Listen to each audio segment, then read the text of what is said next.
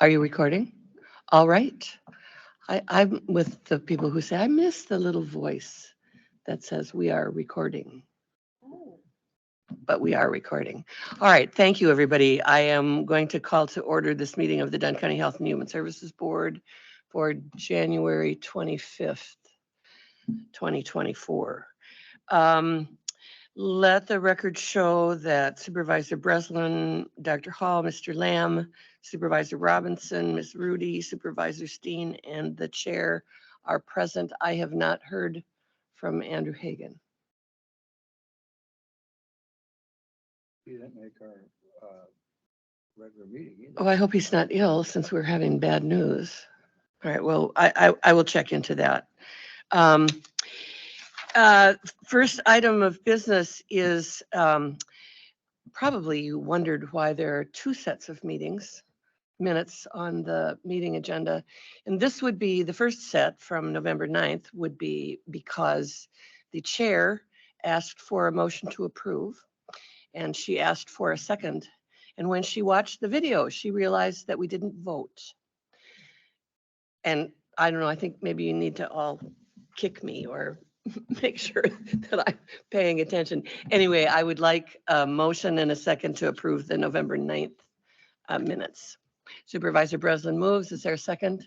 Supervisor Steen seconds. Any additions or corrections to the November 9th minutes? If not, all in favor signify by saying aye. Good. Any opposed? All right.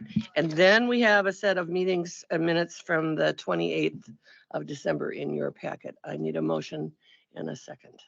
Supervisor Breslin moves again and Ms. Rudy seconds. Any discussion, additions, corrections? Additions, corrections to the minutes? If not, all in favor? Aye. Aye. Any opposed? Minutes for December 28th are approved. I'm sorry, Dr. Hall.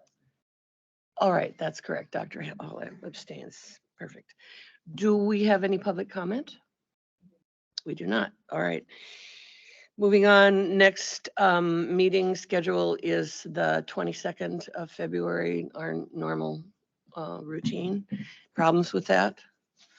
All right, off we go. Nothing from me. So we move on to Veterans Services. Thank you, Greg. Good evening, everyone. I'll start off my monthly report with the memorandum document that hits a number of areas to give a brief overview of what's going on with our office. I'll start with the local items of interest. We're in the planning phases for a veteran outreach event. It's scheduled for April 27th. You should potentially see a save the date that should be going out either tomorrow or early next week. Thank the IT department for lending us Krista Vinn to help out with some of that, those documents with QR code and stuff for some registration. We've nailed down our main speaker for the event. Just to kind of give context, we try to ensure there's an educational focus with our outreach events. I think roughly it's going to go from 9 a.m. to 2. We should have anywhere from 20 to 25, we'll call them resource booths rather than vendors because nobody's selling anything. We're going to be doing it at the Menominee Alliance Church, and we'll start soliciting those resources to pre-register. We just kind of have to vet that to ensure that we're capturing our local resources that'll be there, and then spreading that out for the federal level.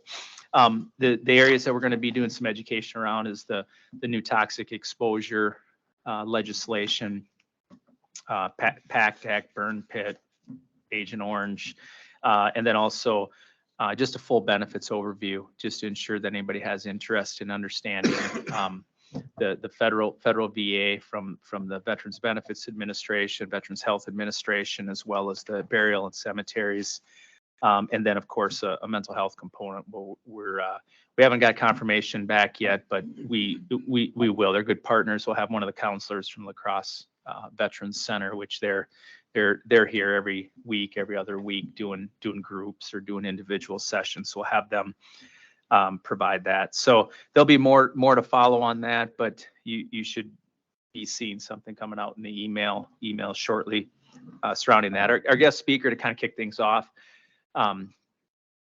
has committed Jeffrey LeCount, who is the executive director of the oh boy, I apologize now for because he's been a long saying. So he long road, but he operates basically a whole outdoor facility over in Clark County. I'll think of it. Camp Victory. Apologize for that. Camp Victory. Great. And we referred him there, and then now many years later, he's the executive director. So it's a great story. So he's volunteered to help us out with that. Also on the state benefits, participate in a training. The Wisconsin Department of Veterans Affairs, as well as trying to do some monthly training for service offices. And this month went through. There's it's a rule just surrounding pyramiding, and where if you have the similar symptoms, you can't get separate ratings for similar symptoms, and so you kind of tie them to one significant issue, so you're not basically layering on many conditions that have the same symptoms. And so there's some training on that. So regarding this during the tax season, the treasurer's office gets a lot of traffic for people paying their property taxes, but also a lot of traffic with questions surrounding, I don't have to pay my property taxes, right? I'm a veteran. And that isn't the case in all situations. And so to kind of help with that, they do a great job directing them to our office, because it's our role to explain the qualifiers. And so we, just to kind of help redirect, we went ahead and had a flyer that was developed to place over there, just to help maybe do a little visual education and how it works, and they can come and talk to us, so we can help them either pursue qualification or explain to them that you probably don't want to be at that level to receive that benefit. And so we go through that.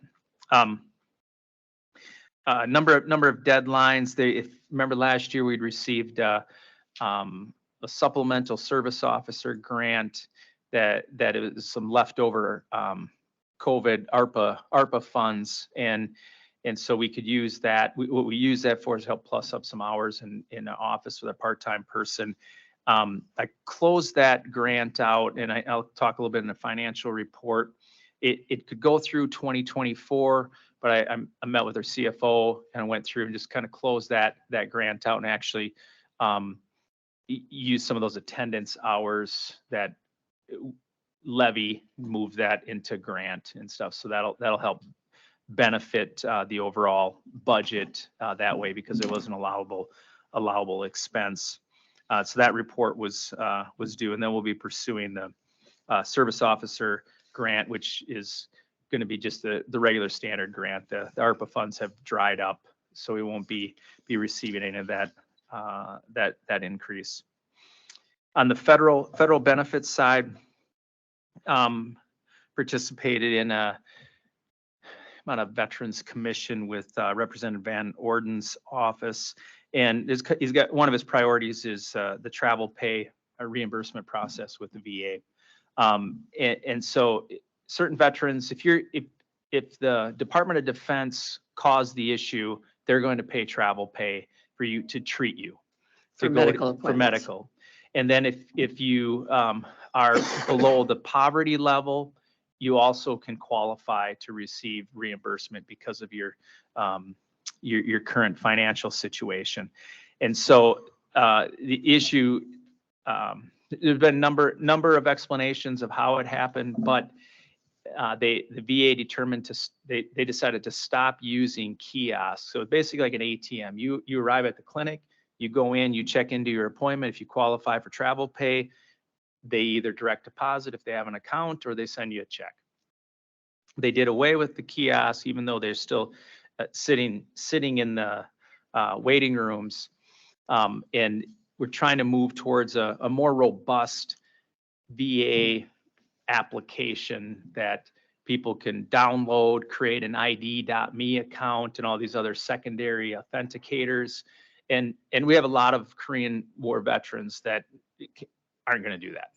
And so there's a lot of benefits that are being missed. And so the way that we've dealt with it is we advise and educate individuals like here, they'll still accept a travel pay form. You fill it out, we'll fax it in, and we can confirm that they received it, and you'll get your request.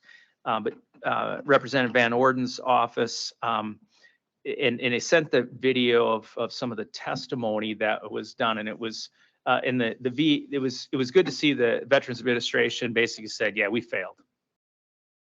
We need to move back to those kiosks. If they're still operable, we're going to make that happen, because that's in the best interest of the veteran population until we move forward, and those other options will still be available. It can seem like a small thing to receive $15 to $20 reimbursement, but there's a lot of individuals that means a lot to them to get that. So that I look at as a positive thing. So that will hopefully reduce the number of faxes that we have to send out and contacts in assisting, because we're probably sending maybe 5, 10, but a week. But if you quantify that over 52 weeks, that takes some time, and we could be doing some other stuff. And then on the financial side, I'll talk a little bit more about that when I get to the financial report with carry forward meeting and what to expect next month. Are there any questions about that information that I just went over with the local, state, federal benefits? Questions for Greg? Anyone? Go ahead. All right, I'll move into the veterans served report, and I'll start this off with two of the impact statements. The first impact statement is, sometimes what you start with, if you peel that layer back, there might be many other things going on. And basically that particular story just really, I think, lends to the fact of doing a good investigative interview to gather all the information, all the facts, as well as doing a thorough review of the medical records, and then having a good understanding of markers. And in this case, there was pursuit of one particular benefit, but then as things kind of unfolded and you're looking at the various markers from liver issues, and then you start to peel things back, and it goes all the way back to a significant verifiable trauma event that was difficult through many years. And the outcome, because of that extra effort in ensuring that you're looking for those markers and you're keeping an open mind to not just what a person comes in to see you for, because we all know if somebody comes in, sits down and is asking about getting a cup of coffee, but they have a black eye, you're probably going to ask them how they got the black eye and give them a cup of coffee. Might be an extreme example, but it just have to always be mindful and just review and just keep I think everything open when you're looking at and reviewing information, because sometimes there's more to a particular story. Not always what a person tells you is truly what they mean. And so you just have to continue to pursue that. So that's a very, very good outcome in a tough situation. The other impact statement, I would frame that of just, again, taking the time to review things and kind of sticking with it. And sometimes we could have a tendency to discard or throw people away because, let's say they've had a couple bumps in the road, And if you overlook that without looking through and looking at the whole piece, a person may not put that additional effort in. And for this particular veteran, had a partial dishonorable discharge because he had re-upped, and it was, you know, and it just bad circumstances, but he had a long period of honorable service to his country. And so it's identifying what conditions started then, because the Veterans Administration still is obligated to provide support. And this particular individual took a long time, or they continued to kind of skirt the VA to skirt away, because they'll be harsher on claims like that, which you know, there's just natural tendency. But when the facts get rolled out, it just sometimes takes longer. It's very difficult to deny the obvious. And so just sticking with claims throughout and continuing to encourage a veteran. And again, we don't have a tendency to try to put something in just to see what might happen. There has to be good, sound, rationale, logic, medical evidence that supports it. And so both those outcomes, I think, lend to that, just taking that little extra time to go through and get the whole story from the veteran and reviewing the records. And just looking at kind of the roll up, because it's a big number. Can't say next year is going to be like this, but since we started looking at and just identifying all the retroactive payments, you know, it's significantly more this year. I can't identify the why, because sometimes, you know, when you're battling and trying to get an appeal approved, you know, 4 or 5 years, it just so happens maybe 2 or 3 of those big ones happen, and it's going to look better that year if you're looking at numbers. But the most important, I would say, is you look at the monthly amounts that come in retroactive money, you kind of total that up. That is absolutely real money that is deposited. And that's what I think is significant, because it comes in. We can't identify how it's all spent, but I'm pretty confident it's probably at our local Walmart and gas stations. And so that I think is important, that there's more that came in because of effort. Any questions surrounding that report? If not, then I can talk about the financials. Any questions for Greg? Supervisor Steen? Yeah, Greg. I find on the 2023 one, if you look at the total pending claims, way over at the total. Last year, we had 1,444. This year, we got 3,444. Is that right, or is that a misprint, or what is that? 2 comments about that. That pending going across, that's a cumulative total, so that those are all not, I would not say that those are all unique.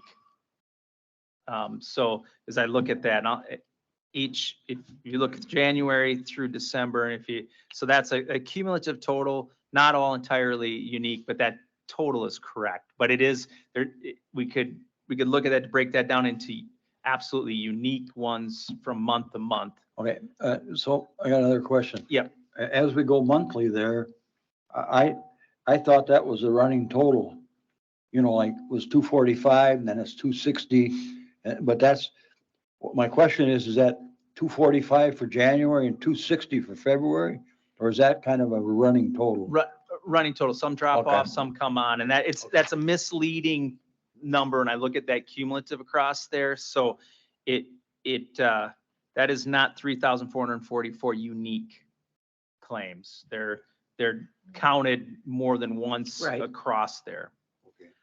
But to speak to the large amount total 2023 versus the 2022, we didn't start tracking.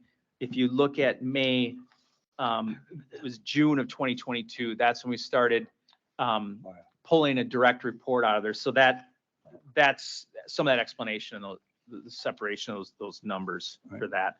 Thank you. Can you Yep. do unduplicated counts? I'm gonna find out. That'd be interesting. Yeah, because it'd have to see what the extra, because we run a report right out of the Veterans Benefits Management System, because that's the most accurate by our zip codes. But we'd have to find a way to print that and then cross-check who fell off, who Don't came do a on. lot of extra work, but it would be interesting to look at some point. Yeah, okay. Any additional questions about that report? No questions, Greg. Okay, I'll speak to the financial report. Of course, the fiscal year has not ended, even though it has. It, Never which I ends. find, yeah, 'cause It we have never to ends. carry forward request was Right. due mid-month when not everything's even received yet, but the carry forward's done. So that's my comment regarding that. But our budget, of course, broke into three cost centers. One is for our operations. Majority of that is salary and fringe and attendance hours, and that we don't get to dictate. That's based upon the overall kind of salary and fringe schedule. We have some control over the operating costs, and then moving into, we have a relief fund. Our relief fund is designed, we primarily spend it to ensure that we're honoring every veteran's grave in Dunn County, and then also for other relief activities for rental use, utility, just to ensure eviction prevention or utility disconnect. And our last cost center is a grant. We had two grants / CVSO grant and then a supplemental grant. This particular report on the grant cost center is going to show that is not zeroed out. They met with the CFO, and then we had a few journal entries that had to be done. So there will be an updated report that will reflect 15,878 was spent in the supplemental CVSO grant, and 11,000 was spent in the our regular CVSO grant for the allowable expenses for veterans outreach assistance. So I think that's significant to identify that it's not reflective on here. There's additional update that would be provided based upon the meeting with the CFO and then figuring out carry forward. Our carry forward we put forward is donations. Donations are provided, and we always ask anybody providing a donation to specify exactly what their intent is, because that then it's our responsibility to execute using that for those particular identified causes. So we're a little bit, even though if you look at the revenue under donations on the top page of our financials, in the second to last column, it will show 8,944. It's gonna be a little bit less than that. We had a couple significant donations that were provided. We carrying that forward. Plus last year we carried forward $972. That will be that's gonna be part of that. And under our operations, salary fringe and the paper, no concerns or issues with that regarding our budget. So there'll be a follow-on next month. Will include again 2023 as well as month 1 and a carry forward request. Fine. Any questions regarding what I presented for the financials? Any questions on Veteran Services finances? No? Supervisor Robinson, any questions? Do you have some? No- All right. No Supervisor. questions for me. Thank you. All right, thank you, Supervisor. You're still an officer of the state. Yeah, Okay. correct. Yeah, yes. Here's my question then.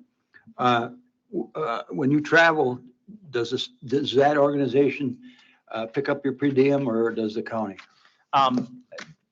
They can and they will. I haven't requested it because I drive there the same day and back Mhm. for our meetings. Like last Friday, I drove over to Green Bay for a meeting in the morning and then drove back. but they covered the Stay meal. Yeah, over. meal there they provided. Yes. Would they cover, you know, I wouldn't expect you to drive 8 hours and then have an 8-hour meeting. No. That's my choice. Yeah. You and We your would wife, like you I to guess. return alive. Yes. Yeah. Well, my question would be, would they pick up the room? They would. Yes. Yeah, Yeah. As okay. part of being, the officer positions as a president, first vice, second. Yeah, absolutely. Yes. I can see you haven't been married too long. All right, thank you. Or I've been away too much in my life from my family and I want to be in my own bed. That could be another explanation. Any other questions for me? Anything else, Supervisor Steen? I humbly thank you. Yeah, thanks, you. Thank you. All right, thank you, and enjoy your holiday. We guessed that part. All right, moving on, Department of Public Health, KT. Yeah, good evening, guys. So you have our updates in normal fashion. There was a couple, here's the rest of the story. So you got to see the art that the Little put together, and I thought that was really fun to include. Not going to rehash that, but I'm sure that Jeff and Amy can talk a little bit more about some of the environmental health specific aspects to that report. That reminds me, you guys all know Jeff. He's been at our previous meeting, but also joining Amy's us here too. tonight is Amy, our other environmental health specialist, to kind of see this process through. So thanks, Amy, for carving out some time to join us virtually. Thank you. Thank you, Amy. Welcome.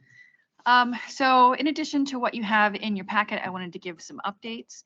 I wanted to start with sharing that I attended the Judiciary and Law Committee meeting on Monday to talk a little bit about how the county uses fentanyl test strips and harm reduction techniques. And so I think that that was really helpful for them to understand what the health department does as a satellite of Vivint. And so we do have harm reduction and fentanyl test strips for people that use. And we are moving forward with a public health kiosk or vending machine. It's in production where it's going through QA. We hope that it'll be here next week, but we've heard that before. And so We should have a party. we should have a party. We do have a protocol in front of Corp Council, and so we'll make sure that we move forward with that with intention to make sure that we're, again, adhering to that harm reduction technique and not misrepresenting how it can be used. I also wanted to share that we finished up our last community conversation today for our community health assessment. And so that was with the Health Done Right team, looking at the final data in addition to the secondary data and the community conversations. There has been some question about how some of that secondary data really represents a rural community well. And so things like green space. No, we don't have access to municipal parks, but everybody has a back 40. And so really where is the value in that measurement? And so just there's a little bit of grown zone about the final report. And so I'm going to work with my partners at the hospital systems as well as United Way to make sure that we have something that is usable for us. So just giving that update. You guys have already seen that I am participating for the county's ERP process. And so the county is investigating next steps for a financial management process. SAP has been a significant pain point for me personally, as somebody who has not big grants, but lots of grants. And so I don't know that I'm the best project manager, but I do have a lot of skin in the game. And so I have stepped into that project management role. Right now, it'll be between Tiffany Tagart, our WIC associate, and me. She comes to us from time at Stout as a project manager. So it's just very fortuitous that this is within her wheelhouse, and she happens to be working part-time for us in WIC. Between the two of us, we'll be putting anywhere between 20 and 40 hours a week to this project for the next 18 months or so.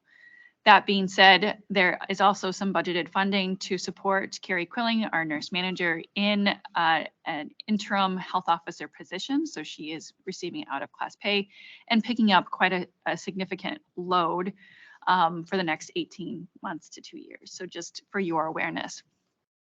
I think it's positive. We've got great people, great movement, great leadership, and there's no option to fail.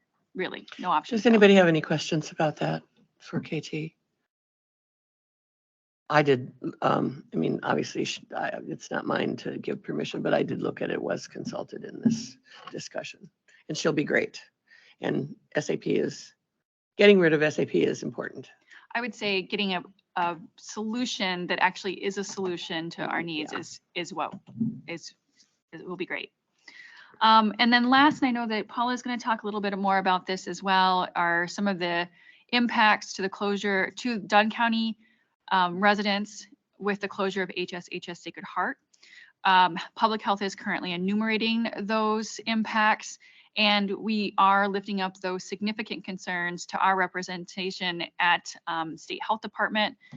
Things include some of our emergency response capacity around radiological emergencies. We are within the ingestion county from Prairie Island. Yeah. And they have also been a good partner for some of the microbiological emergency response around Ebola, TB, and other items that we don't have the same kind of formalized relationship with other healthcare partners. So significant there, also significant within the realm of human services within Dunn County, but Absolutely.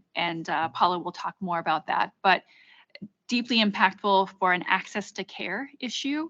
So Prevea supports our UW Stout population. Our student population is wholly supported for their medical care through Prevea. They have committed to supporting the rest of the semester, but it's challenging to maintain staffing when you've got an organization that is less than secure. Absolutely. So we're watching that very closely and want to make sure not only Stout students, but our other workforce folks that use Prevea as a near site clinic have the access to care that they need. Any questions? Any questions about that? We will be talking about the closure. How can we not, right? It's Right. huge.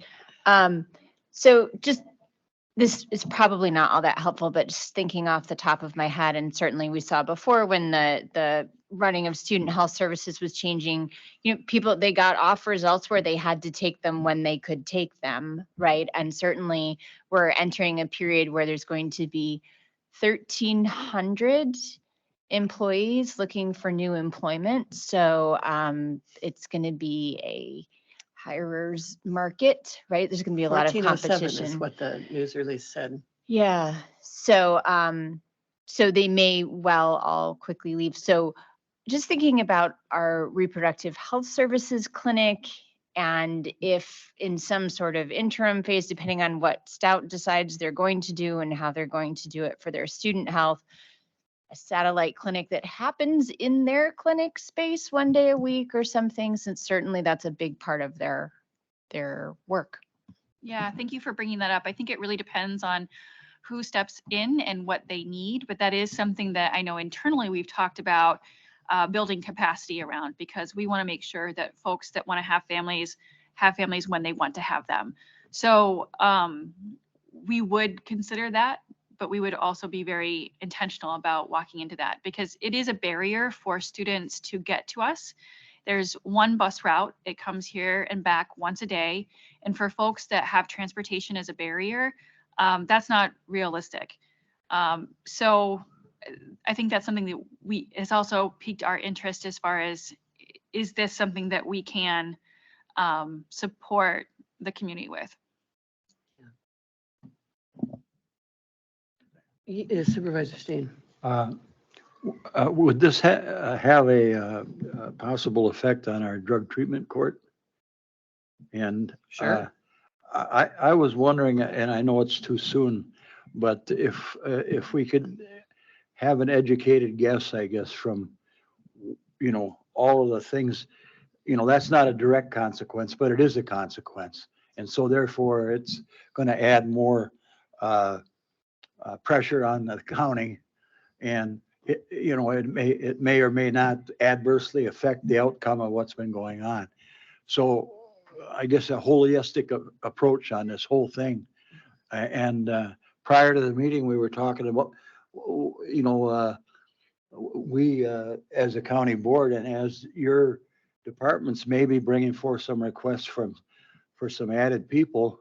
Absolutely. to deliver the services. And so anyway, the more information we can have and because some of this is pretty hard to understand, the interaction and what's going to happen. So that was my question. Thank you. Yeah, and I suspect that we will be talking about this at some length. These impacts are devastating. Dr. Hall. So also just trying to understand what opportunities may or may not exist. And thinking about, for example, some of our programs for young families and the physical therapists and the occupational therapists and all those folks. And certainly it's been great to be able to partner with Prevea, right? And then they bill the programs for those services, right? So those are services that get reimbursed. And so as we think about, like, for example, as we look at our environmental health programs and how we're bringing some of those things in-house because we saw a real need. Not that I necessarily want to exponentially grow the size of the county work, the public workforce, but these are reimbursed services. So is the county thinking about, should we hire our own physical therapists and occupational therapists? And because they're going to be looking for jobs. We'll be having those conversations. Okay. All right. Yeah. So those conversations and I mean, considerations are being made. I mean, there are lots of things to consider. We've only had, 3 days to sort of think Yeah. about how the spin-off implications are just huge. I will So be discussing them in my report. Thank too, you so, so much. yeah. All right. That's Thank why you. I'm smirking, because it's like, it's coming. I just gotta have to. because Okay, because yeah, she's smart. Yeah, of course she Of course is. She's she already is. way ahead of me on this. All right. Thank right. you. All right. So back to public health. if we've ever left it. So that's our report. Any questions about either what's in writing, what you guys had, or what I spoke to today? Any questions for KT? Dr. Hall. So just a quick question about the fentanyl test strips. Are we seeing uptake? Are people using it? Do we see evidence that this is a useful service? I'm just curious, not having my finger on the pulse of what's happening in Dunn County Sure. around. So I found it really helpful to sit in and listen to how both the Sheriff's Department and CJCC are using fentanyl test strips. And they both had talked about successes within their programs, either with the behavioral health officer or within their peer specialists that they employ to support folks in recovery. For us, we use fentanyl test strips right now, or disseminate fentanyl test strips right now exclusively through harm reduction. And so people are coming in for needle exchange program. And we see it as a way to encourage people to use less, to be ready for treatment, and keep them alive until they're ready for treatment. So we do have usage. Whether or not, because that is an anonymous, because of Bivent, it is an anonymous interaction. We don't have necessarily follow-up stories to share. There were data released from the Eau Claire City County Public Health Department this week that there is in fact significant uptake from their vending machine, which is in the sheriff's office. I think, do you have another question? Not so much a question as just, I was reading the WIC food benefits redeemed in Dunn County. And to me, it just shows the value of having a grocery store in your community. Mm. Now Colfax happens to have one, and look at the amount of money that was redeemed there that was Yep. convenient for those people, and I wish like Boyceville had one, because that would be much more Right. convenient for those folks. So just a comment. Yeah, absolutely. Are we ready for Jeff I think we are. and Amy? Yes. All right, good evening. So last month, we brought forth the environmental health fee policy that we brought to you. I didn't put the whole packet in again this No, time, so That's fine. just a quick background. So our goal is to meet program costs between 70 and 100% of the program cost for our environmental health program through our fees. And so what we've been doing is time tracking our data, where we spend our time, how much time we spend on inspections and in those programs, to really make sure that our fees match the time we're spending in those programs. Obviously, we don't want to be a barrier to new businesses coming in, so we don't want to just raise fees for the sake of raising fees. So we're really trying to strike that balance between being financially good stewards of the county, but also being fair to the business community as well.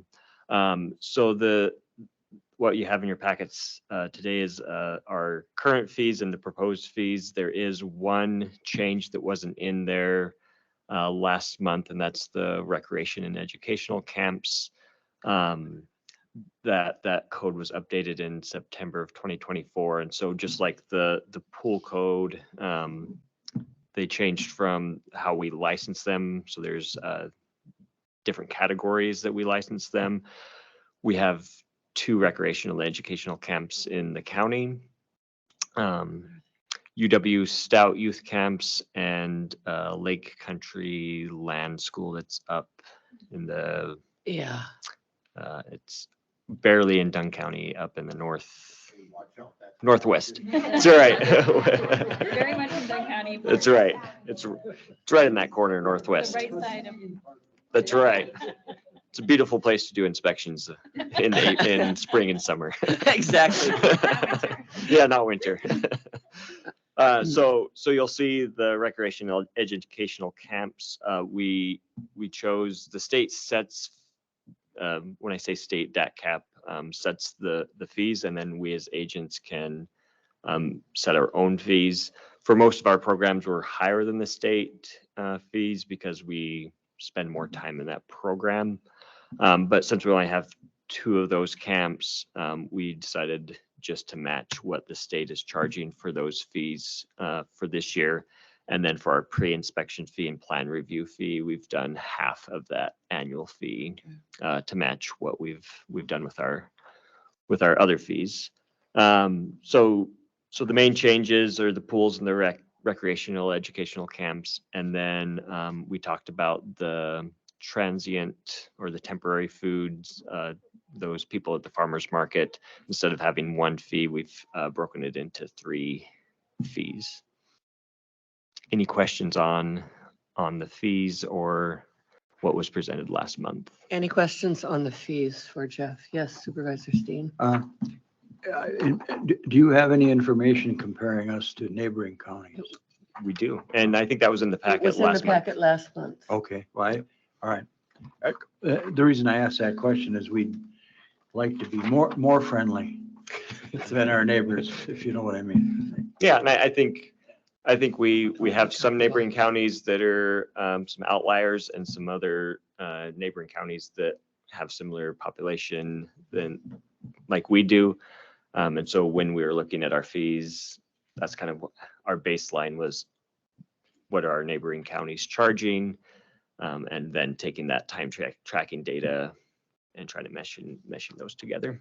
Yeah, I think Jeff and Amy have done and Katie have done a really nice job of sort of balancing the time and expenses that the health department contributes to these inspections and to public safety, and to sort of balance the concerns and needs of small businesses and small proprietors. So do you have any specific, we have a resolution to discuss and the fee structure. Any specific questions about the fee structure, Supervisor Breslin? Just one, going back to the current 2023, if you take the pre-inspection and then the review and you add them together, more often than not, they don't equal the annual fee. But in the 2024, 2025, they do. What is that? That was intentional. So to be honest, some of the pre-inspection fees to me did not make sense. So looking at our time tracking data, it made sense that for their annual fee, half of that cost of the annual fee for the pre-licensing inspection and for the plan review fee, based on our time, that was kind of our sweet spot.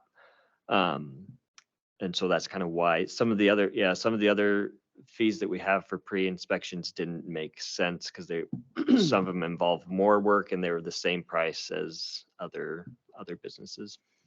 And to be fair, that was carried over. That was not something that we changed. We just didn't touch it. And so that was a fee that predates Jeff.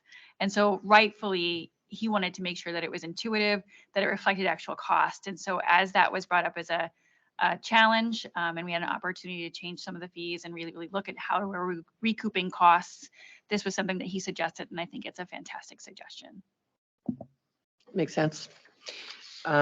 Anything else? Any questions on this, Dr. Hall? So so most of our businesses who have these inspections, right, the vast majority are paying annual fees. Yep. Right?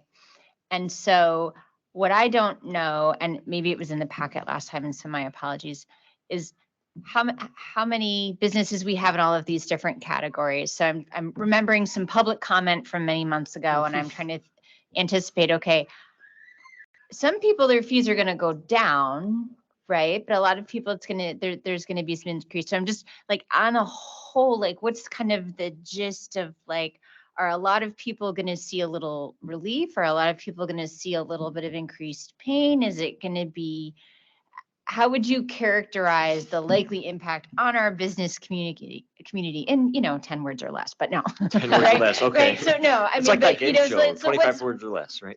what are we anticipating the impact on our current businesses will be? Are they going to be like, oh my gosh, this is outrageous? Or are they going to be like, oh yeah, well, that was nice of them? Like, what are we anticipating?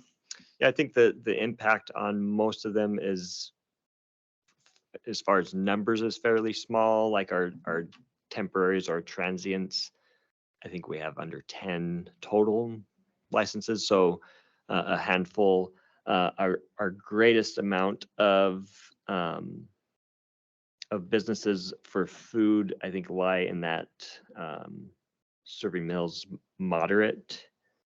And so I think they'll be the most impacted, but not in it. It's not a huge It's change. not a yeah. huge change. They're all less than 5% increases. Supervisor Breslin. Just to clarify, when we get, and maybe I need to do this some at another point, but just to clarify, a lot of this has to do with going to the new requirements by the grant from the FDA, correct? For the pools and recreation educational camps, they both have new codes that went into effect in September. Okay. So how they're licensed, prior, like, pools were just licensed either as a pool or a hot tub. Now they're licensed by risk, so they're either a simple, moderate, or complex. And then food preparation became arduous in one trip, so it basically a lot of them went to a 2-trip type of thing for assessment.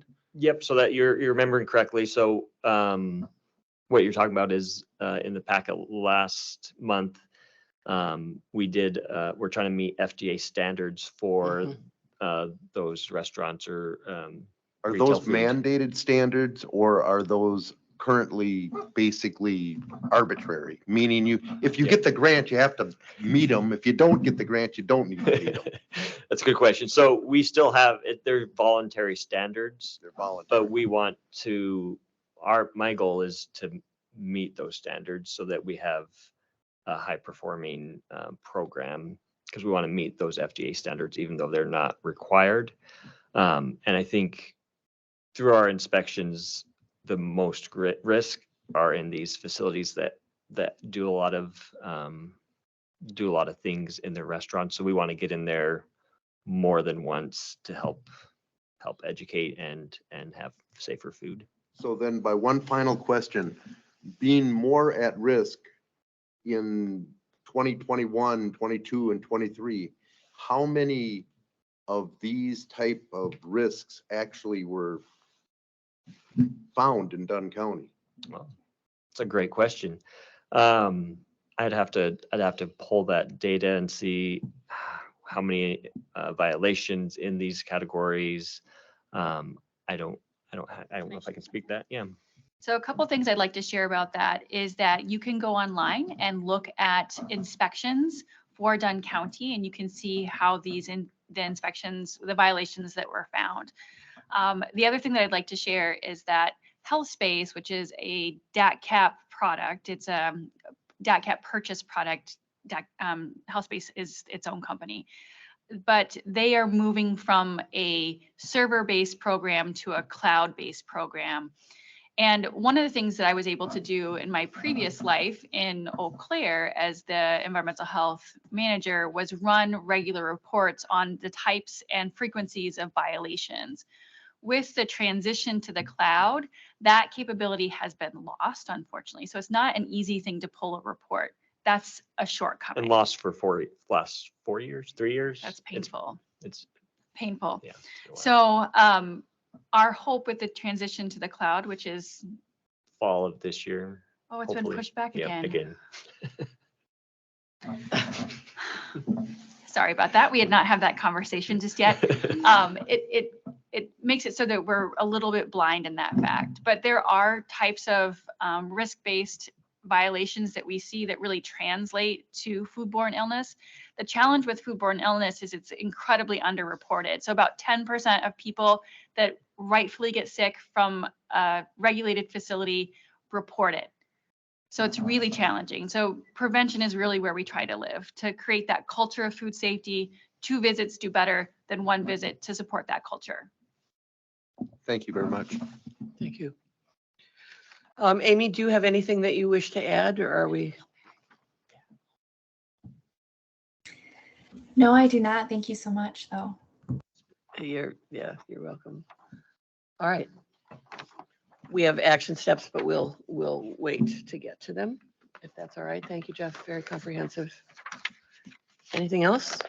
All right. We are moving then to, do you want to do finances? Yes, so in your packet, you have our updates. As Greg had shared, we are still waiting for those last little bits to come in, both with revenues received from our billing and those final calculations. So we continue to show to the good, which is fantastic, kind of as we had talked about last month, and I'm feeling more and more comfortable with that. We are putting forward a pretty significant carry forward request. The majority of that is public health ARPA dollars that we've talked about before. We have a spend out plan. Typically, we would budget what we think is going to be in the 24 budget. Because of the reduction of cases, we didn't spend out the reduction of cases. Let me qualify that reduction of cases. So the people time, then also our movement on the water lab has really fallen more into this year than being able to do some of those purchases last year. And then the kind of delay in recruitment for some of the birth to 3 support as well. And so we're putting forward about $120,000 from this year into, from 23 into 24 for the public health ARPA dollars. You'll also see a carry forward on a couple grants that we had extensions. So we thought that they would go away. So we didn't budget for them. And because we have an extension, we have an opportunity to use little bits here and there. And so we'll do that within the scope. And then the public health vending machine, another thing that we thought we would have spent out in 23. We had plenty of time on the grant, but it takes forever to build anything. Apparently. And so we'll hopefully get that soon. So that's what you'll see. Supervisor Steen, Yes, does the ARPA money got to be spent this year? 24. It needs to be used in 2024. Thank you. Any other questions on finances? All right. Paula, are we ready for human services? Thank you. My apologies for not having my written report in the packet. I was unexpectedly out of the office last week due to a family medical emergency. So I do have that in front of you this evening, and I am going to pull that up for Supervisor Robinson. Share here.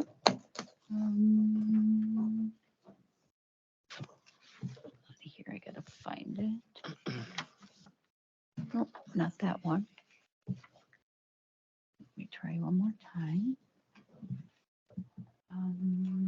Why is it not there? Where is it here? I had it in a document. Is it not pulling it up? Well, let's do it this way.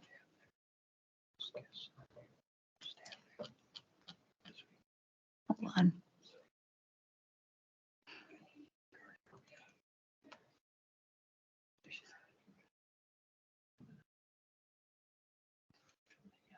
Oh, no, it's not there. I'm sorry. Well, yeah, I had it up. See, but how do I? Yeah, right there. I know, but why isn't it on here? And then it should be right there, your screen. Oh. Does that work? Yes. Hooray. Yeah. Okay, thank you, and sorry about that delay. Thought I had it up right. So KT mentioned the closure of Sacred Heart and Prevea Healthcare.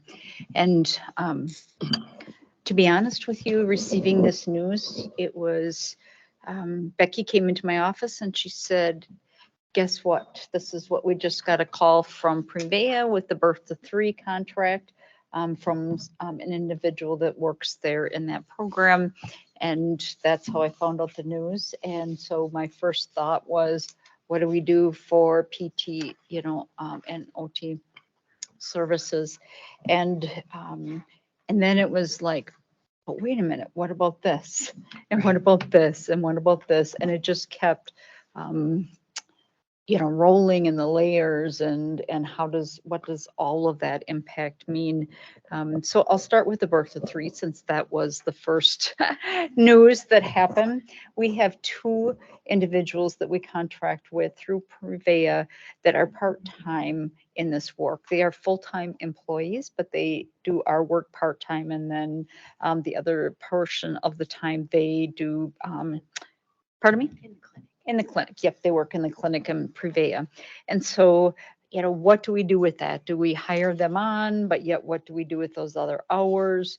Do we look at other counties and help combine? Do we seek a new resource? There's a couple other ones in the community, not our community, but in the region kind of wide that we, do we look at that? But then what happens with those 2 individuals because they have really developed relationships in the Sure. team.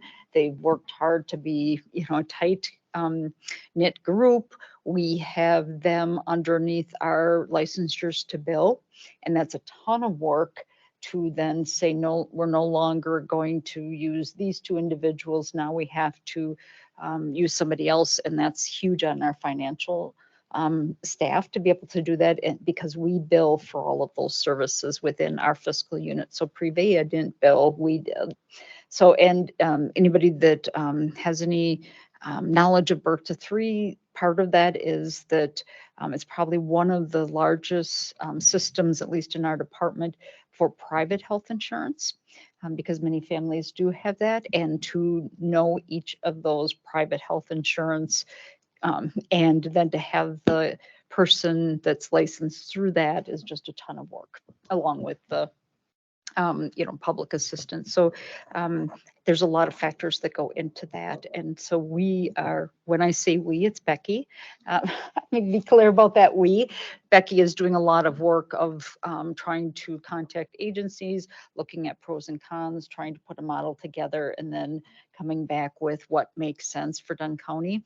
We did have a meeting with the Western Side directors and public health staff yesterday afternoon to talk about some of these things and to identify which other counties use Prevea for their OTPT, because they are a high provider in there. And as of today, I think there were 7 other counties that do that. So, can we do something regionally? What Collaboratively. does this look like? And then what's the impact, on some of those things like our fiscal department and all of that. So Becky is working with them to set up a meeting with these counties and then kind of talk about what makes sense after we gather more information and kind of sort through the pros and cons of all of that.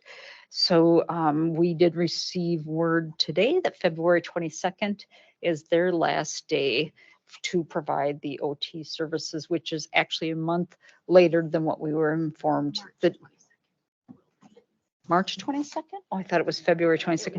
first, but now it's March. I thought that's Uh-huh. what it said, February 22nd. Okay. Okay. Originally, it was February 22nd. Okay. So now it's March 22nd. So that gives us another month to be able to try to sort through some of these things that don't happen fast, right? So the last thing I want to do is to react and go, well, this makes sense. Let's just hire them.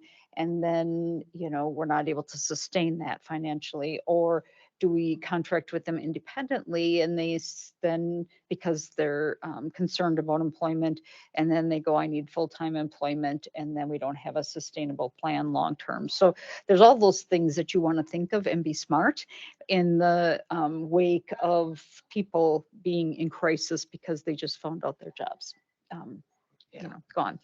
So that is that plan for right now for birth to 3 and what we're doing to look into that.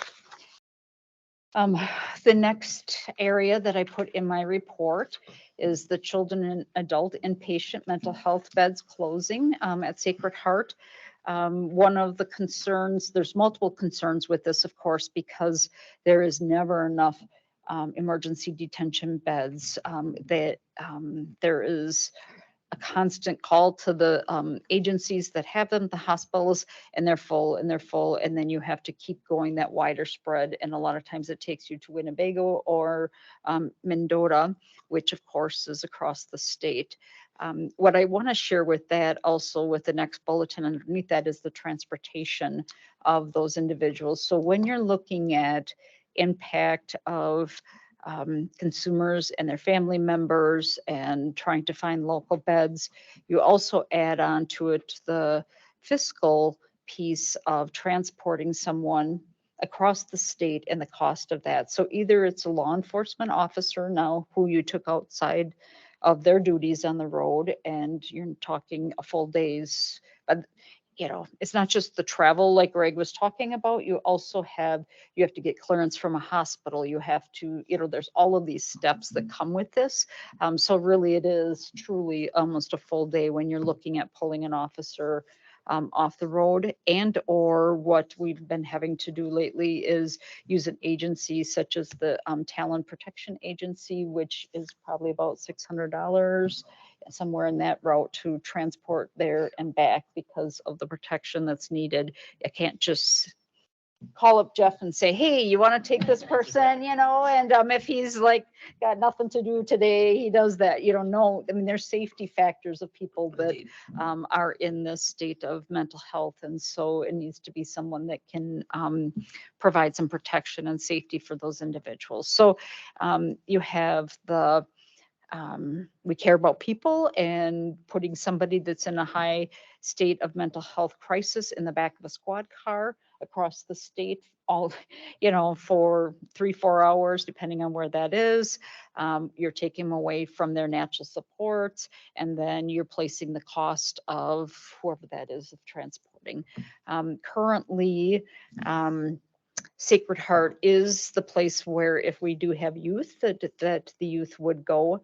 Gunderson does have youth, but they don't generally take people outside of their own patients or the La Crosse area kind of area. So it's been, according to the directors that were on the call yesterday, it's very challenging for anyone in this region to be able to get a placement for youth in Gunderson.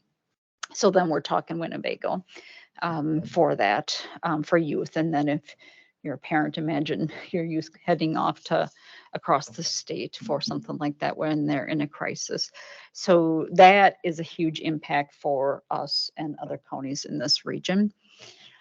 The next area, and I don't have an answer for that one. I don't have a quick fix or any of those kinds of things. And we were also excited a couple of years ago when the monies were increased that we could open those 21 beds at HHS Sacred Heart. So.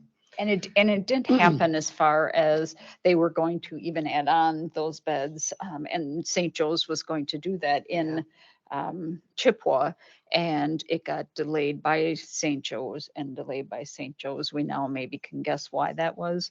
I wasn't privy to the inside things, but that never happened.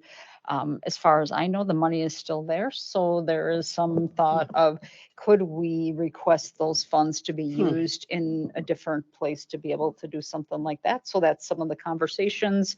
Do we look at something different with that locally?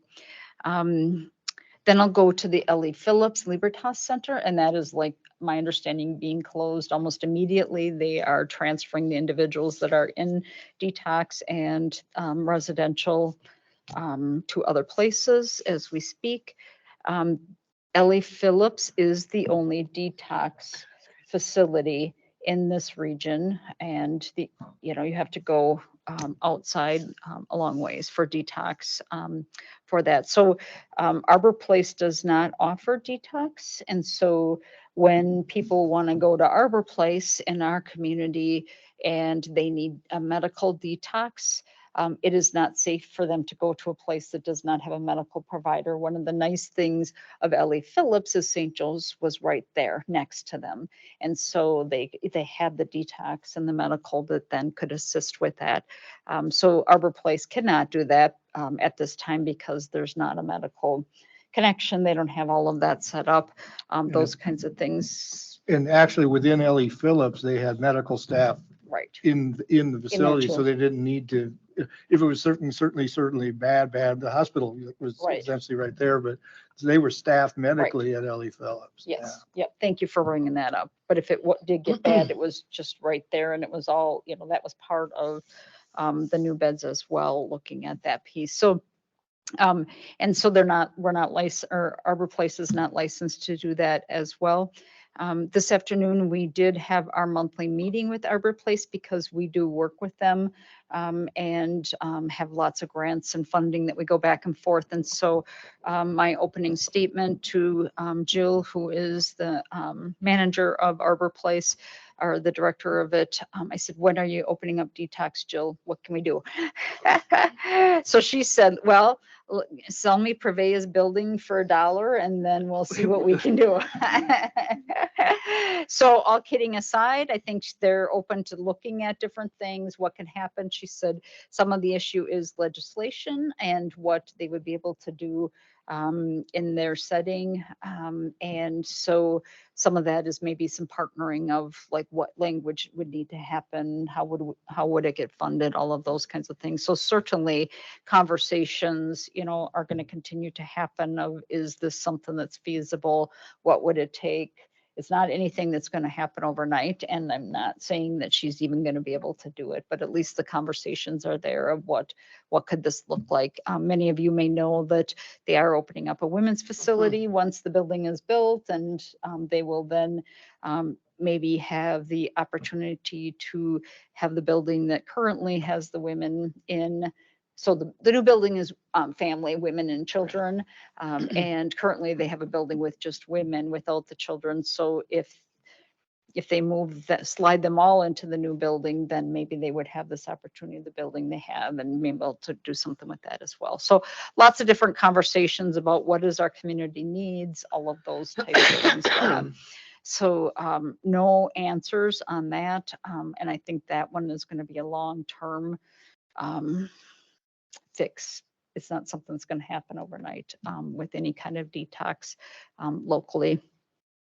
Certainly we can start thinking about it and advocating, but not an easy fix. Yeah. Dr. Hall. So when I think about the state hospitals, and we've got Winnebago and Mendota, how about Menominee? Right? Like, there's going to be an empty hospital building in Eau Claire, Big hospital building. right? So just, is anyone talking to folks at the state? Is there an opportunity to do advocacy with the state? Like, this is a huge need for the citizens of the state. There is an absolute desert of available inpatient facilities. Is that an avenue we should be looking at or Sure. talking to our representatives about? Sure. When the and of course, I don't have all the knowledge, right? So I know what I know, and then I'm going to share what I know, but I don't have all the answers. 30 days. When the RFP for the funding for St. Joe's that they applied for came out, other facilities did not apply for that. And a piece of this was in talking to Tony, who was in charge of that project.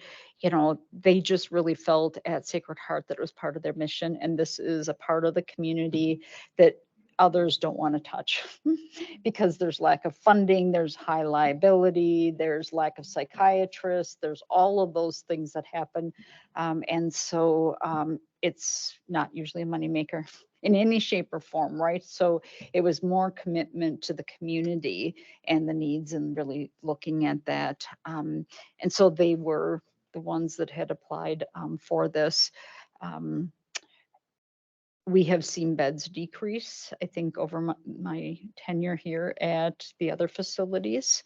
They've downsized because of some of those things that I just mentioned. So I think there would have to be lots of things that would have to be in place, I'm assuming, before those other facilities would even take a look at some of that. Doesn't mean that it can't happen, doesn't mean that we don't have conversations, but. So to be clear, right, this is not a moneymaker. Nobody can make money doing inpatient psychiatric care.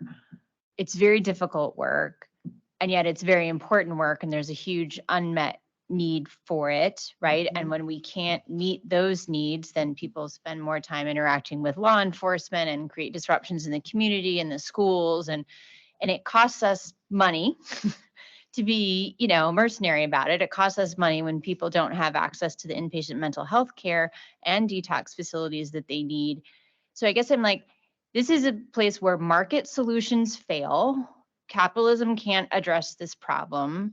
So that's what in my personal philosophy, that's what government is for, is to come together and do the things that we can't rely on the market to do, that need to be done, that we'll all be better off for. So I guess my question is, like, does the state run the hospitals at Winnebago or Mendota?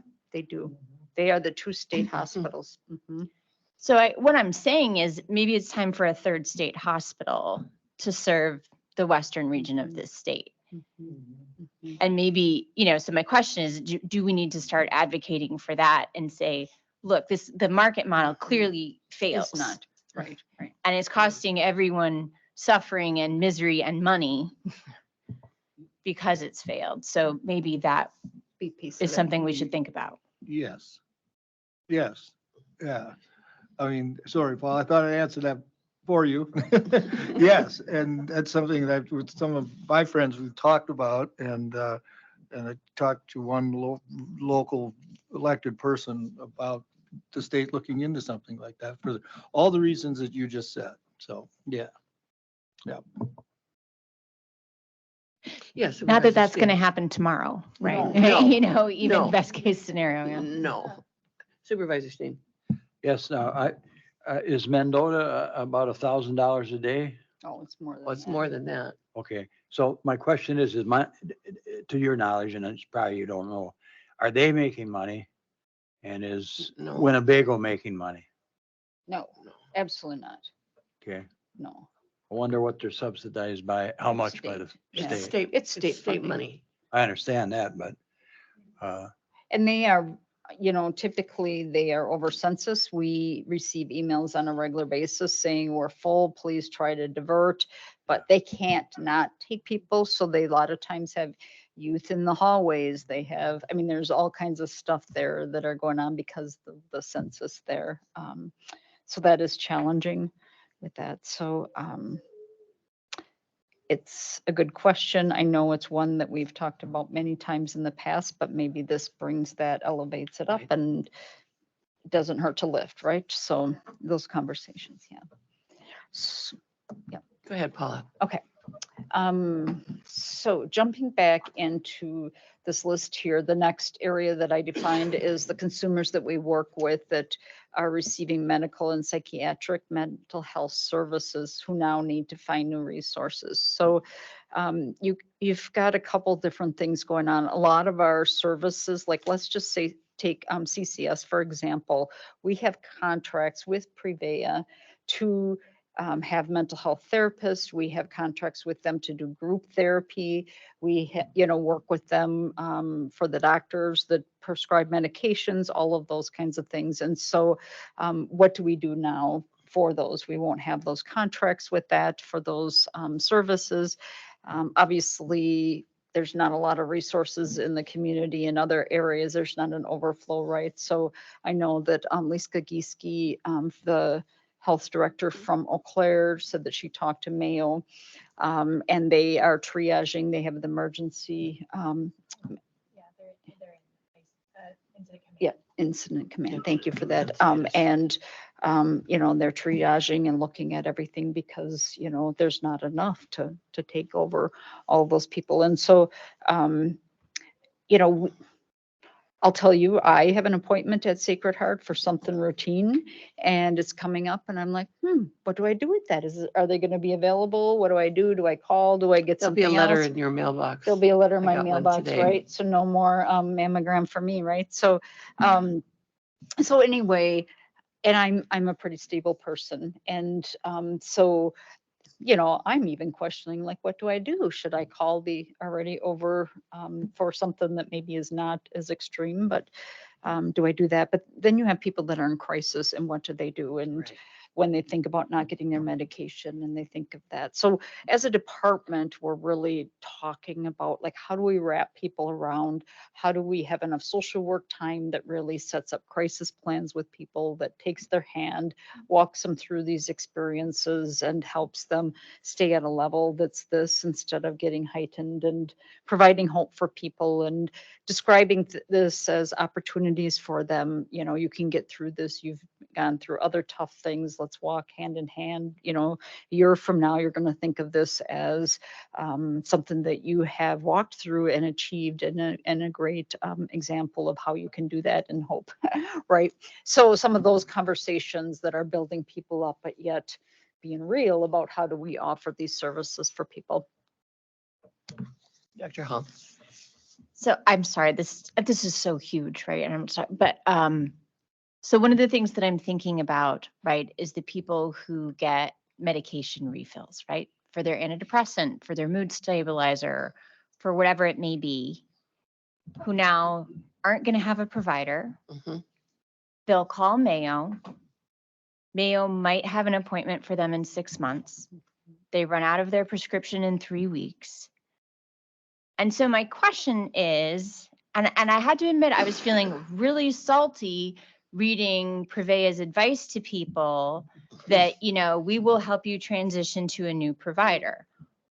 Where and who? So I wonder if there's a possibility to say to Prevea, look, you're really leaving our entire community in the lurch. We understand there are economic forces, there are reasons why you couldn't continue to exist here. I get it. But you have this whole healthcare system in the eastern side of the state. For a period of 6 months, can you offer a prescription refill service for people who cannot get into a new provider? Like, can we, push back and say, you need to give us something other than make an appointment with somebody else who doesn't exist? Can they offer some sort of at least a prescription refill service? Because what I'm imagining is in the next couple of months, all of a sudden, we're going to have hundreds of people who are out of their prescription and can't get a refill. So certainly those conversations, the state, they had to give notification to the state because they have Medicare and Medicaid consumers. And as you know, you can't just drop a Medicaid or Medicare consumer, right? So you have to make sure that there's a transition plan and all those kinds of things. I don't know, I'm not privy to those kinds of things, and actually if what they're doing with that, or if you close up shop, if that's still, what they would do to you if you didn't. So I think, that's a really good question. I hadn't thought about that. It's something to bring back, but I know, that the state is having to work through some of this as well because of the MA recipients. So there's that piece of it. We, of course, are worried that we are going to have more people in the ERs walking in because there's not a there's not a place to be able to chapter or do EDs. We are worried that people will be walking into the emergency rooms because they can't get their medications. We are, all of those things. And we know that emergency rooms are already backed up and beds not available and those kinds of things. So all of this is certainly part of that layer, that how do we help people? Um, So, looking at that increased social work time, case management time, and working with individuals. The other piece I wanted to say is that the mental health therapists as well is an issue. And we certainly have a mental health clinic. And so what do we do with our mental health clinic to help support people and, have that capacity? We do have approval in the budget to hire a new therapist as of July 1st. And wondering, I've had conversations with Chris and, sent communication with Diane about, is there any way to move that up sooner so Mhm. that we can, be able to help serve people with that. In addition to our CCS program, we are needing additional clinicians there. And so anytime that you have something like this happen, you look for opportunities. And an opportunity not only is that there is an increased need, but there may be great therapists that are looking for employment, and typically is really challenging to find a therapist, to hire a therapist, because we just don't have therapists usually available that are looking for And employment. we might need to pounce on that Yep. opportunity Yep. as it presents looking itself now. to us. So yeah. Yeah. So I Lots want to of bring that things. up. As we talked I about bet, yeah.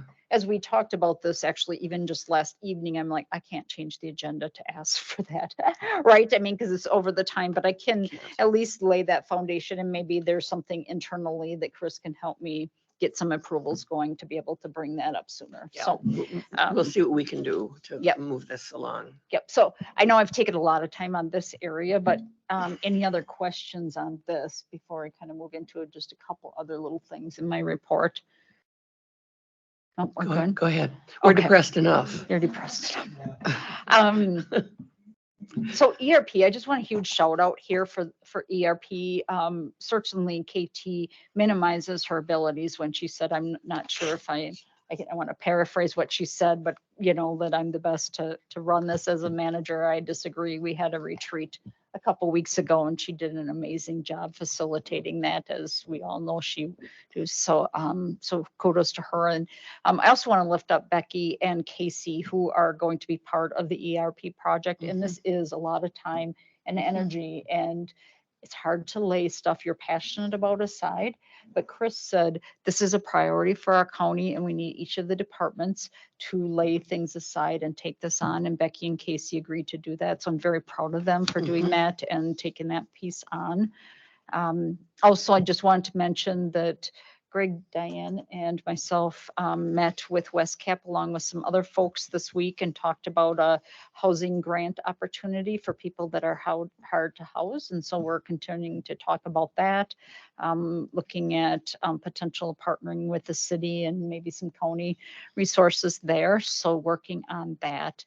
And then lastly, I just want to point out in the director's report is the staff safety, because we've talked about that a couple months here. I did lay out some steps in my plan that you can read, or in the document that you can read, about what we're doing with safety, which includes a safety committee, but that's a little bit, there's like layers. And so we put some short-term things in of having a buddy system, different types of ways to make sure that people are safe today. And then some longer term steps of really looking at this in multiple different ways. So that's in there that you can take your time to read that. Is there So- any questions about that, or are you happy? Very happy. We are, Yes, we very are, happy. we are Yes. happy. Yep, We are yep. happy. So I'm glad to report that. And then, of course, something fun is the pictures of Cassie's little guy that actually got to come home. So take a peek at him too. So that's Cooper. Cooper. Yep.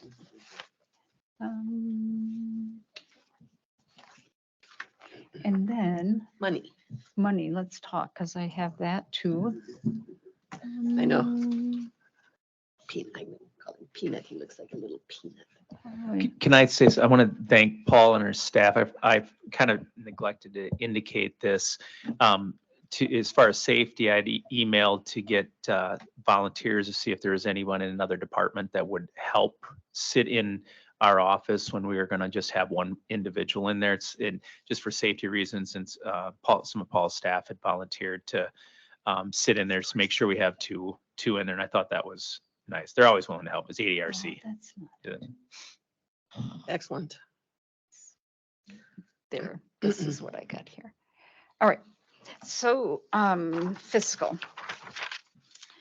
As Greg explained earlier, I thought he said this very well, like this is our summary for 2023 today. You will have another report next month and a report after that as far as tweaking things because we continue to get revenue and we continue to get expenses, through March. Until the books are closed. So today we're sitting at a surplus of 472,000, almost 473. But realize some of this may be grant funds that we have not been able to spend because of different reasons. And sometimes you have to have a special type of situation that applies to that grant. And if you don't have that type of situation, you don't get the money. And so we're continuing to look at that as well. So this is kind of a snapshot of today, but it could look a little bit different in the next couple months. But you will continue to get that as well as you'll start getting like next month, January's report, which doesn't have a whole lot because you're just starting out and it's hard to do all that. So that's that. 1 month doesn't tell us a Right, thing. doesn't tell us anything. So any questions on the actual 2023 dollars right now? Any questions for Paula? Then I also want to do the carryover. So that's what's up in front of you. And so Kathy Casper does this report for me. And so this is like all the grants that we have and where they are in the year. And so these are the funds that need to be carried over in this section. So what Like the green ones? the or green ones, yep. So what happens when it says FEPS? FEP is our first episode psychosis. We have so many grants that start at different times. So that one starts at the end of September and goes until 2024 at the end of September. So that year time frame. So you have to carry over because you've only spent 3 months of it and then you have whatever. So you'll see some of those because of that. We have the same thing with mental health, behavioral, mental health, substance abuse block grant. This is a prevention block grant that we have, same type of thing. We have a community health worker that we weren't able to spend everything and they're allowing us to carry it over. These are aging grants that we get from the state that can be carried over that we didn't spend. The Mayo Clinic Hometown Health Grant, we applied for that and it's through a cycle and along with the Mabel Tainter dementia event, Mayo Mines, all those private grants run on that type of a thing, 2-year grant. We have some ARPA funds that are continuing. And that is where we stop right there. So this green section would be our carryover. Just as Greg stated, we could be still getting an invoice for one of those grants from December or November. And so these could be moving a little bit, but that's where we are at this time for the carryover that we know of. Any questions on them? All right. That's all I have. All right, moving forward then. We have a couple of action items to consider. First is, and for some reason I didn't print that off today, the review of the December DHS vouchers paid. I will need a motion to note review of the vouchers. Also move. Dr. Hall, I'll second. and Supervisor Steen seconds. Madam Chairperson, I would request a roll call vote, please. All right, all right. On the DHS vouchers? I have a Yes. question. Yes, certainly. So, and maybe it's just that I haven't paid attention particularly in the past, but it seemed perhaps as though we've had kind of more foster care expenses than we often traditionally There are a do. lot of And I foster didn't care know expenses. if there, obviously that's nothing that we have any control over, but I guess my question is, does that signal that maybe are there some changes afoot in the community that we need to be aware of and ramp up prevention or intervention efforts around, or is this just a statistical blip, or is it not even anything. Yeah, and forgive me for not asking if people had any specific things, or if the staff had things they wanted to point out or specific issues to look into. Paula? The strange thing is that we have had several families with like 5 kids. So when you have an issue and you have 5 kids and 5 placements, and there's multiple families that have 5 kids that we've been handling compared to 1 or 2, which is the typical, it really increased costs. So that's what it is. It's not, I don't think the case, I mean, the caseloads have stayed pretty steady, and, you know, we know the drug impact and mental health impact, but for some reason, we've got some pretty large families. Any other items that stood out for people? All right, we've had a request for a roll call vote, which I need to do in alphabetical order. Supervisor Breslin, how do you vote? Supervisor Breslin votes yes. Supervisor Hagan is not here. Dr. Hall, how do you vote? Yes. Dr. Hall votes yes. Mr. Lamb? Yes. Supervisor Robinson? Yes. Supervisor Robinson votes yes. Ms. Rudy? Yes. Ms. Rudy votes yes. Supervisor Steen? Yes. And the chair votes yes. Thank you. Huh? Last letter. What? I'm the last guy, that's all I'm saying. Low man on the totem pole. It's just alphabetical order. That's what I'm saying, I'm always in the back of the room. Always in the back of the room. All right. Item number 2 is this resolution, which was in your packet, adopting the 24 and 25 fee structure. And you'll note, if you've read the resolution carefully, that this committee has the authority statutory to approve these fees and the fee structure and the process. Does anybody have any questions about this, either for Jeff or for KT? All right, then, I need a motion to approve this resolution adopting fees for retail food establishments, pools. I'll move that we adopt the fees as proposed. All right, it's the resolution. Yeah. Be the resolution. Yes. Okay, I need a second. Dr. Ms. Rudy gets the second. Okay, Madam Chairman, I Yes. request a roll call vote. all right, another roll call vote. That's just fine. Supervisor Breslin? Supervisor Breslin votes no. Dr. Hall? Yes. Dr. Hall votes yes. Mr. Lamb? Yes. Mr. Lamb votes yes. Supervisor Robinson? Yes. Supervisor Robinson votes yes. Ms. Rudy? Yes. Ms. Rudy votes yes. Supervisor Steen? Yes. And the chair votes yes. Resolution is approved. The structure goes forward as of April 1st.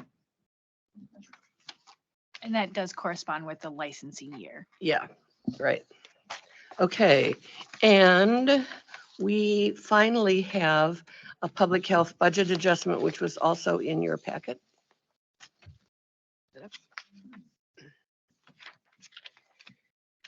In the amount of $7,643.64 and $2,500 with an explanation on the budget adjustment. Again, I need a motion to move forward. Supervisor Breslin moves. Is there a second? Supervisor Steen seconds. Any further discussion on this budget adjustment? Madam Supervisor, I Yes. request a roll call. All right, let's do another roll call vote. Supervisor Breslin. Supervisor Breslin votes yes. Dr. Hall? Yes. Dr. Hall votes yes. Mr. Lamb? Yes. Mr. Lamb votes yes. Supervisor Robinson? Yes. Supervisor Robinson votes yes. Ms. Rudy? Yes. Ms. Rudy votes yes. Supervisor Steen? Yes. And the chair votes yes also. Any announcements, questions, comments, anything anybody wants to share? All right, without objection, then we are adjourned, and I'll see you on the 22nd of February. And thanks, Jeff and Amy, for all your work. Thank you very much. Indeed, this is a lot of work. I move the cake. And yes, we have cake for a birthday that I'm not actually having ever again. Oh, yes. They're good. They're good. We are adjourned. Thank you.